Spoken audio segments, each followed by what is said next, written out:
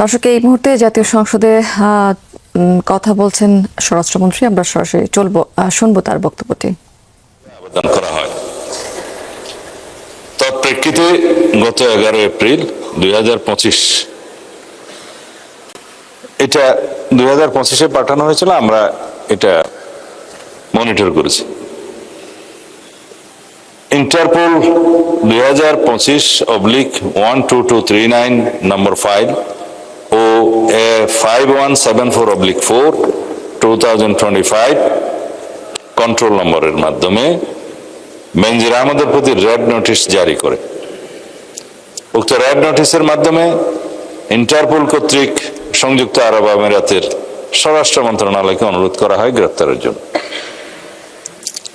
মাননীয় স্পিকার, আমি এই মহান সংসদের মাধ্যমে সমগ্র জাতিকে জানাচ্ছি যে গত 12 জুন 2026 তারিখে সংযুক্ত আরব আমিরাতের স্বরাষ্ট্র মন্ত্রণালয়ের directorate general of federal criminal police, national central bureau NCB, Abu Dhabi হতে প্রেরিত একটি ইমেইলের মাধ্যমে বাংলাদেশ সরকারকে জানানো হয়েছে যে দুর্নীতি মামলায় অভিযুক্ত বেনজির আহমেদকে সংযুক্ত আরব আমিরাত পুলিশ কর্তৃক গ্রেফতার করা হয়েছে।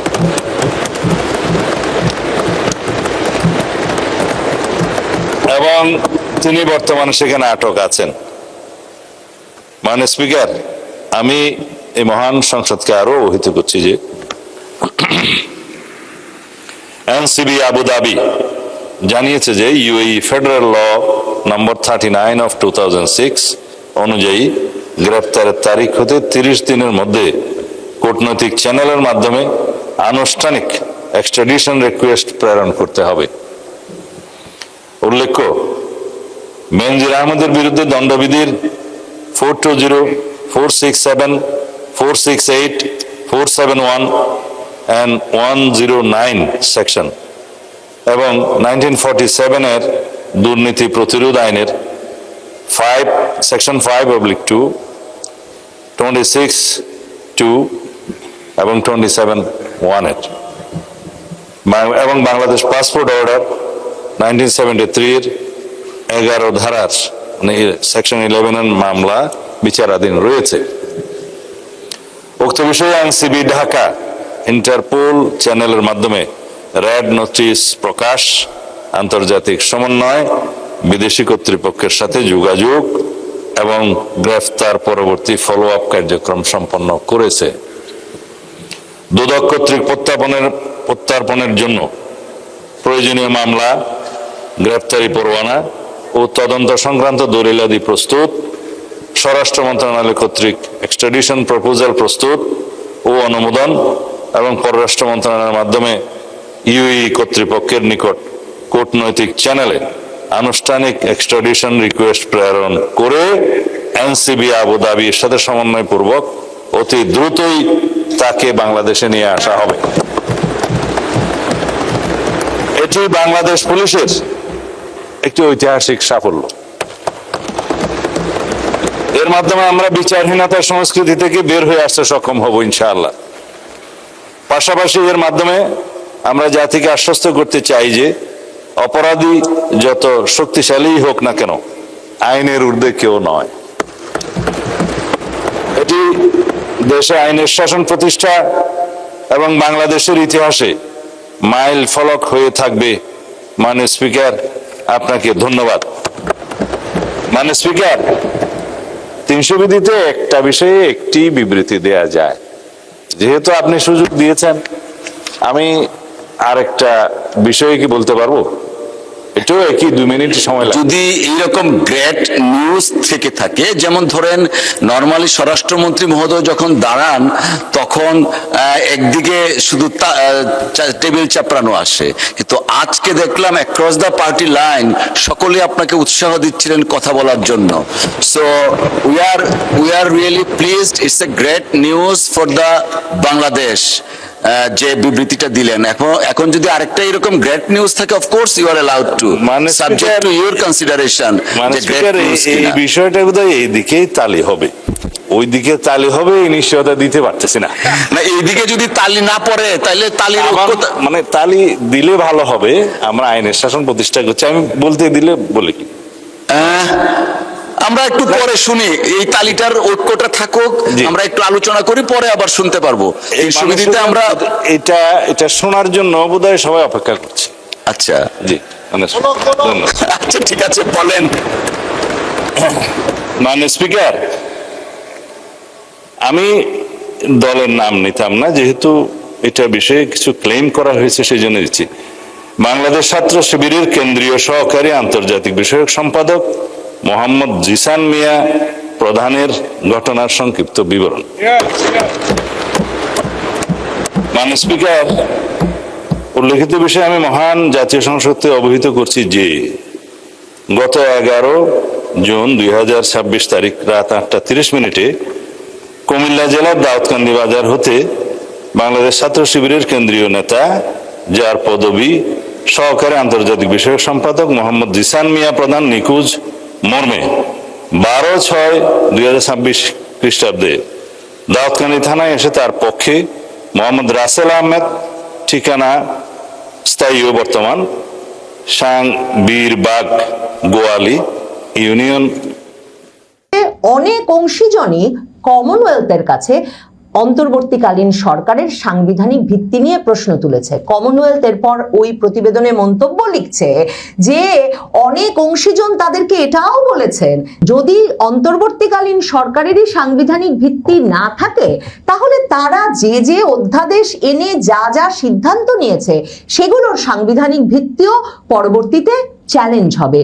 এরপরেই আওয়ামী লীগ নিষিদ্ধকরণ নিয়ে কথা বলেছে এবং মনে করিয়ে দিয়েছে কমনওয়েলথ যে আওয়ামী লীগকেও একটা অধ্যাদেশের ভিত্তিতে, ওই যে যাদের সাংবিধানিক ভিত্তি নিয়ে অনেক অংশীজনের প্রশ্ন আছে, সেই অন্তর্বর্তীকালীন সরকারই নিষিদ্ধ করে দিয়েছে। কমনওয়েলথ মহাসচিব শার্লি বচোয়ে যখন বাংলাদেশের নির্বাচনের আগে 2025-এর নভেম্বরে ঢাকা সফরে এসেছিলেন, তখনই তিনি পরিষ্কার করেছিলেন যে কোন দল নিষিদ্ধ, কোন দল নিষিদ্ধের দাবি উঠেছে, এসবের বাইরে গিয়ে কমনওয়েলথ বাংলাদেশে একটা অন্তর্ভুক্তিমূলক নির্বাচনের দাবি জানায়, আহ্বান জানায়। এবং কমনওয়েলথ মহাসচিব সেই সফরে শুধুমাত্র যে প্রধান উপদেষ্টা ডক্টর মোহাম্মদ ইউনূস, পররাষ্ট্র উপদেষ্টা তৌহিদ হোসেন, প্রধান নির্বাচন কমিশনার এদের সঙ্গে সাক্ষাৎ করেই কমনওয়েলথ যে একটা অন্তর্ভুক্তিমূলক নির্বাচনী পরিবেশ বাংলাদেশের নির্বাচনে আশা করছে সেটা পরিষ্কার করেছিলেন তাই নয়, তিনি সুস্পষ্ট ইঙ্গিত দিয়ে গিয়েছিলেন যে বাংলাদেশে ওই রাজনৈতিক পরিস্থিতিটাতে কোন দলকে নিষিদ্ধ করা হচ্ছে বা কোন দল নিষিদ্ধের দাবি তোলা হচ্ছে রাজপথে, এসবকে কমনওয়েলথ তাদের বিবেচনায় নিতে চায় না। কমনওয়েলথ বাংলাদেশের জনসংখ্যার ভেতরে বাংলাদেশের একটা স্বাভাবিক অন্তর্ভুক্তিমূলক নির্বাচন হলে যেসব রাজনৈতিক দলের একটা সুস্পষ্ট অবস্থান আছে বাংলাদেশের রাজনৈতিক পরিসরে বহু দশক ধরে, সেই সকল দলকেই তারা রাজনৈতিক দল হিসেবে বিবেচনা করে তাদের আলোচনার অন্তর্ভুক্ত করতে চায়। সবচেয়ে যে আলোড়ন তৈরি করা ইঙ্গিতটা তখনই কমনওয়েলথ মহাসচিব দিয়ে গিয়েছিলেন ঢাকায় বসে, সেটা হচ্ছে তিনি যখন ফেসবুকে তার পেজ থেকে, ভেরিফাইড পেজ থেকে একটা পোস্ট দিলেন যে তিনি বিভিন্ন রাজনৈতিক দলের সঙ্গে ঢাকায় এসে দেখা করছেন বাংলাদেশের একটা অন্তর্ভুক্তিমূলক শান্তিপূর্ণ নির্বাচন আয়োজনের প্রত্যাশায়। সেখানে তিনি একটা ছবি দিয়েছিলেন যেখানে হোটেলের কনফারেন্স রুমে তাকে এবং তার প্রতিনিধি দলকে দেখা যাচ্ছে তারা একটা অনলাইন বৈঠকে কারো সঙ্গে আলাপ করছেন। রাজনৈতিক দলগুলোর সঙ্গে বৈঠকের ছবিতে যখন বিএনপি, জাতীয় পার্টির দুই অংশ, জামায়াতে ইসলামী, জাতীয় নাগরিক পার্টি সকলের খবর আছে, বাংলাদেশের সংবাদ মাধ্যমে সবগুলো সাক্ষাতের খবর বিস্তারিত প্রকাশ পাচ্ছিল, তখন হঠাৎ করে ওই অনলাইন বৈঠকে কমনওয়েলথ মহাসচিব কার সাথে বৈঠক করছেন ওই ছবি এমন কৌতূহলের জন্ম দিয়েছিল যে তখনই এ খবর প্রকাশিত হয়েছিল যে কমনওয়েলথ মহাসচিব একটা সুস্পষ্ট বার্তা ইউনূস সরকারকে দিতে সে সময়ে ঢাকায় ওই হোটেল থেকে বসেই অন্য রাজনৈতিক দলগুলোর সঙ্গে মুখোমুখি সাক্ষাতের পাশাপাশি কমনওয়েলথ মহাসচিব একটা অনলাইন বৈঠকে তখনই আওয়ামী লীগ সভানেত্রী শেখ হাসিনা পুত্র সজীব ওয়াজেদ জয়, আওয়ামী লীগ নেতা মহিবুল হাসান চৌধুরী নওফেল এবং ডক্টর সেলিম মাহমুদের সঙ্গে সরাসরি ওখানে বসেই বৈঠক করে গেছেন। এরপর আওয়ামী লীগের সাথে অন্তত আরো 2 দফায় কমনওয়েলথ বৈঠক করে। এমনকি 4 থেকে 14 তারিখ বাংলাদেশের নির্বাচন পর্যবেক্ষণে, ফেব্রুয়ারির 4 থেকে 14 তারিখ ঘানার সাবেক প্রেসিডেন্টের নেতৃত্বে যে একটা প্রতিনিধি দল পর্যবেক্ষক হিসেবে বাংলাদেশের নির্বাচন দেখতে পাঠিয়েছিল কমনওয়েলথ, সেই দলটি যখন ফেব্রুয়ারি মাসে এসে আবারও জাতীয় পার্টি সহ জামাতে ইসলামী, বিএনপি, জাতীয় নাগরিক পার্টির সঙ্গে সাক্ষাৎ করে, তখনও একটা অনলাইন বৈঠক তারা আওয়ামী লীগের প্রতিনিধি দলের সঙ্গেও করে।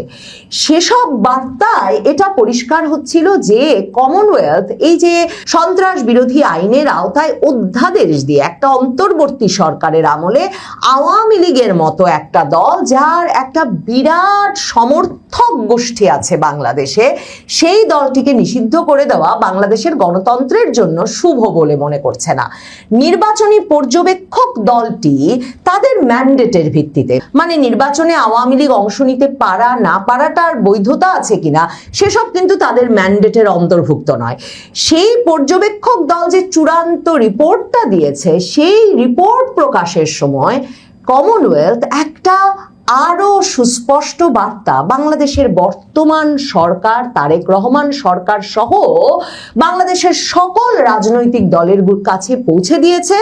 আওয়ামী লীগের সাধারণ সম্পাদক ওবায়দুল কাদের বরাবর একটা আনুষ্ঠানিক চিঠি লিখে সেই প্রতিবেদনটি আওয়ামী লীগকেও পৌঁছে দিয়ে কমনওয়েলথ আওয়ামী লীগকে বাংলাদেশের নির্বাচনী রিপোর্ট পাঠানোর মাধ্যমে এ বার্তা পরিষ্কার করেছে যে তারা মনেই করে না যে আওয়ামী লীগ বাংলাদেশের রাজনীতিতে একটা নিষিদ্ধ দল, সন্ত্রাসী দল তো মনেই করে না। কাজেই তারা কোনোভাবেই আওয়ামী লীগের সাথে তাদের যোগাযোগ বিচ্ছিন্ন করতে চাইছে না।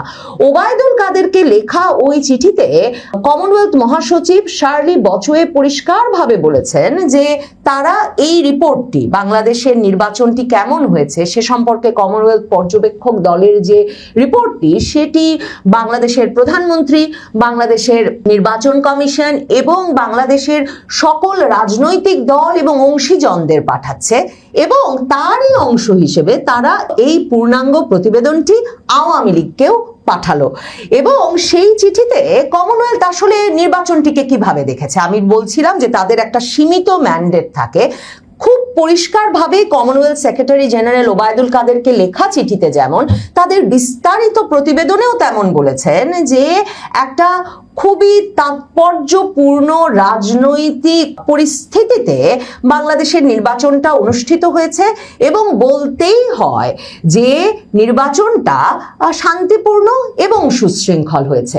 মানে শান্তিপূর্ণ এবং সুশৃঙ্খল, পিসফুল অ্যান্ড অর্ডারলি, এই দুটো বিশেষণ ছাড়া আর কোনো ব্যাপক প্রশংসার বিশেষণ কমনওয়েলথের নির্বাচন পর্যবেক্ষক দল কিন্তু যোগ করেনি তাদের এই চিঠিতে কিংবা তাদের এই প্রতিবেদনে। মানে গ্রহণযোগ্য, অংশগ্রহণমূলক, অবাধ ও স্বচ্ছ, ফ্রি, ফেয়ার, ট্রান্সপারেন্ট, পার্টিসিপেটরি কিংবা অ্যাকসেপ্টেবল কোনো শব্দই তারা শেষ পর্যন্ত, ইনক্লুসিভ তো নয়, কোনো শব্দই তারা ব্যবহার করেনি। তারা অত্যন্ত বেছে বেছে সুশৃঙ্খল এবং নিয়মতান্ত্রিক, অর্ডারলি ভাবে বাংলাদেশের নির্বাচনটা অনুষ্ঠিত হয়েছে সে কথা বলেছে তাদের এই চিঠিতে এবং প্রতিবেদনে। তারা তাদের মূল প্রতিবেদনের 13 পৃষ্ঠায় গিয়ে আওয়ামী লীগ নিষিদ্ধকরণ সম্পর্কে মন্তব্য করেছে এবং সেখানে তারা বলেছে যে বাংলাদেশে বর্তমানে 7টি নিবন্ধিত রাজনৈতিক দল আছে এবং সেসব রাজনৈতিক দল 1978 সালের রাজনৈতিক দল অধ্যাদেশের আওতায় নিয়ন্ত্রিত হয়, পরিচালিত হয়। তারা বলেছে যে সেই রাজনৈতিক দল অধ্যাদেশ 1978 অনুযায়ী কোনো দল যদি বাংলাদেশের সার্বভৌমত্ব, অখণ্ডতা বা নিরাপত্তার সরকার বিরুদ্ধে কাজ করে তাহলে সে দলগুলোকে নিষিদ্ধ করা যায়। কিন্তু বাংলাদেশের স্বরাষ্ট্র মন্ত্রণালয় একটা নোটিফিকেশন দিয়ে, একটা নোটিশ দিয়ে আওয়ামী লীগকে 2025 সালের সন্ত্রাস বিরোধী অধ্যাদেশের আওতায় নিষিদ্ধ ঘোষণা করেছে এবং ওই একই দিনে বাংলাদেশ ইলেকশন কমিশনের সাথে সাথে আওয়ামী লীগের নিবন্ধন বাতিল করে দিয়েছে। মানে কমনওয়েলথ সরাসরি আওয়ামী লীগের নিষিদ্ধকরণ বৈধ হয়েছে কিনা সে বিষয়ে প্রশ্ন না তুললেও মানে দলগুলো নিয়ন্ত্রিত হচ্ছে, গভর্নড হচ্ছে পলিটিক্যাল পার্টিজ অর্ডিন্যান্সের আওতায়, অথচ আওয়ামী লীগকে নিষিদ্ধ করে দেওয়া হয়েছে সন্ত্রাসবাদ বিরোধী অধ্যাদেশের আওতায়, আর সাথে সাথে সরকার অধ্যাদেশ দিল আর নির্বাচন কমিশনও তা বাতিল করে দিল। সেটা যে একটা রাজনৈতিক উদ্দেশ্য প্রণোদিত ঘটনা, অস্বাভাবিক এবং অবৈধ ঘটনা, সেটা খুব পরিষ্কার করে মূল প্রতিবেদনের 13 নম্বর পৃষ্ঠায় লিপিবদ্ধ করেছে কমনওয়েলথ তাদের এই প্রতিবেদনে। এরপর কমনওয়েলথ লিখছে যে প্রতিটি গণতন্ত্রই কোনভাবে তাদের রাজনৈতিক দলগুলোকে নিয়ন্ত্রণ করবে সে বিষয়টা নিজেরা সিদ্ধান্ত নেবে, কিন্তু এটাও অবশ্যই বিবেচনা করা উচিত যে রাজনৈতিক প্রতিদ্বন্দ্বিতার প্রসঙ্গ যখন আসবে তখন অংশগ্রহণ, সহিষ্ণুতা, টলারেন্স এবং এঙ্গেজমেন্ট সকলকে অন্তর্ভুক্ত করার বিষয়গুলোকে উৎসাহিত করা উচিত। এবং কমনওয়েলথ লিখছে নির্বাচনী আইন সহ সকল আইনকে এই বিষয়গুলো মাথায় রেখে নির্বাচনে প্রতিদ্বন্দ্বিতা করতে যাতে রাজনৈতিক দলকে উৎসাহিত করা যায় সেভাবে গঠন করা উচিত। এখানেই কিন্তু কমনওয়েলথের এই প্রতিবেদনটা যে কত তাৎপর্যপূর্ণ সেটা শেষ হয়নি। 12 নম্বর পাতায় যদি যান মূল প্রতিবেদনের, তাহলে দেখবেন যে সেখানে অন্তর্বর্তীকালীন সরকার প্রসঙ্গ নিয়ে আলোচনা হয়েছে এবং সেখানে পরিষ্কারভাবে বলা হয়েছে যে বলা হচ্ছে 2024-এর 8ই আগস্ট সুপ্রিম কোর্টের একটা রেফারেন্স চেয়ে প্রেসিডেন্ট এই অন্তর্বর্তীকালীন সরকার গঠন করে। কিন্তু ভেরি ইন্টারেস্টিং, খুবই তাৎপর্যপূর্ণ, কমনওয়েলথ এখানে সুপ্রিম কোর্টের সিনিয়র আইনজীবী মোহসেন রশিদ যে অন্তর্বর্তীকালীন সরকার এভাবে গঠন করা বৈধ হয়েছে কিনা সেটা চ্যালেঞ্জ করেছিলেন হাইকোর্টে, সেই কথাটাও এখানে লিপিবদ্ধ করেছে এবং করে বলেছে যে যদিও আপিল ডিভিশনের 7 জনের একটা বেঞ্চ মহসিন রশিদের ওই চ্যালেঞ্জকে বাতিল করে দিয়েছে, কিন্তু মনে রাখতে হবে some stakeholders raised concerns relating to the constitutionality of the IGB। মনে রাখতে হবে অনেক অংশীজনই কমনওয়েলথের কাছে অন্তর্বর্তীকালীন সরকারের সাংবিধানিক ভিত্তি নিয়ে প্রশ্ন তুলেছে। কমনওয়েলথ এরপর ওই প্রতিবেদনে মন্তব্য লিখছে যে অনেক অংশীজন তাদেরকে এটাও বলেছেন যদি অন্তর্বর্তীকালীন সরকারেরই সাংবিধানিক ভিত্তি না থাকে তাহলে তারা যে যে অধ্যাদেশ এনে যা যা সিদ্ধান্ত নিয়েছে সেগুলোর সাংবিধানিক ভিত্তিও পরবর্তীতে চ্যালেঞ্জ হবে। এরপরেই আওয়ামী লীগ নিষিদ্ধকরণ নিয়ে কথা বলেছে এবং মনে করিয়ে দিয়েছে কমনওয়েলথ যে আওয়ামী লীগকেও একটা অধ্যাদেশের ভিত্তিতে ওই যে যাদের সাংবিধানিক ভিত্তি নিয়ে অনেক অংশীজনের প্রশ্ন আছে সেই অন্তর্বর্তীকালীন সরকারই নিষিদ্ধ করে দিয়েছিল। এরপর কমনওয়েলথ 46 পাতাতেও আওয়ামী লীগের নিষেধাজ্ঞা প্রসঙ্গে কথা বলেছে। সেখানে তারা বলেছে যে ডিজিটালি কি ইমপ্লিকেশন পড়েছে আওয়ামী লীগের নিষিদ্ধকরণে। সেখানে তারা বলছে যে যখন তারা বিভিন্ন অংশীজনের সাথে স্টেক হোল্ডারদের সঙ্গে কথা বলেছেন তখন তারা জানতে পেরেছেন যে যদিও বা অন্তর্বর্তীকালীন সরকারের অধ্যাদেশ অনুযায়ী অনলাইন অফলাইন সবখানেই আওয়ামী লীগের রাজনৈতিক কার্যক্রম নিষিদ্ধ, কিন্তু সোশ্যাল মিডিয়া প্ল্যাটফর্মে ফেসবুকে, ইউটিউবে, টুইটারে মানে এক্স অ্যাকাউন্টে আওয়ামী লীগ দল হিসেবে যেমন তাদের তৎপরতা চালাচ্ছে তেমনি অনেক ন্যারেটিভ, অনেক বয়ান প্রকাশিত হচ্ছে যেগুলো সরকারের দেওয়া বয়ান বা যুক্তিকে সরাসরি প্রশ্নবিদ্ধ করছে।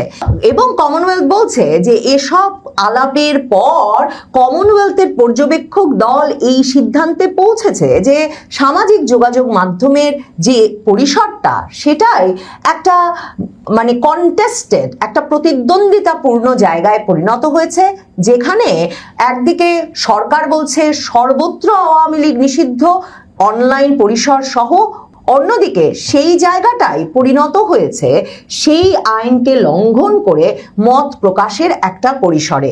শেখ হাসিনা যে সম্প্রতি হিন্দুস্তান টাইমসের সঙ্গে সাক্ষাৎকার দিয়ে স্পষ্টভাবে বলেছেন যে অনুপস্থিতির অর্থ নীরবতা নয়, প্রতিদিন তার সঙ্গে দলীয় নেতাকর্মীদের বাইরেও আন্তর্জাতিক বিভিন্ন সংস্থার নিয়মিত আলাপ হচ্ছে, সম্ভবত কমনওয়েলথ মহাসচিবের এই চিঠি সেটারই একটা নিদর্শন বটে। আর আন্তর্জাতিক হাওয়াও যে ঘুরতে শুরু করেছে, শেখ হাসিনা যে অনেক কিছু হিসেব করেই খুব শিগগিরই দেশে ফেরার ঘোষণা দিয়েছেন, সেটাও সম্ভবত এই চিঠি থেকে আরেকটু স্পষ্ট হলো।